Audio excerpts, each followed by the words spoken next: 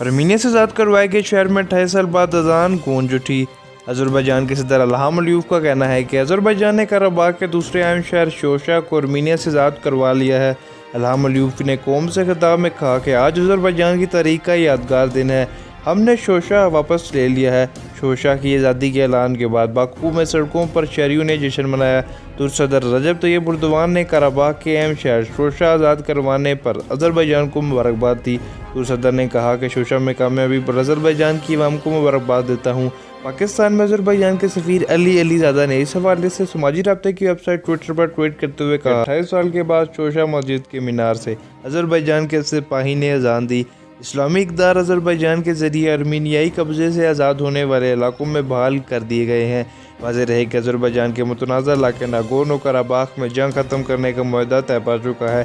گزشتہ روز روسی صدر نے اس بات کی تصدیق کرتے ہوئے بتایا تھا کہ ارمینیا اور آذربائیجان کے درمیان مکمل جنگ بندی کا معاہدہ ہو گیا ہے۔ آذربائیجان، ارمینیا اور روس کے درمیان ناگورنو قراباغ میں 3 ہفتوں سے جاری جنگ کو بند کرنے کا معاہدہ طے پایا۔ اس حوالے سے ارمینیا کے وزیر اعظم نے کہا کہ ناگورنو قراباغ سے متعلق معاہدہ میرے لیے تکلیف دہ ہے۔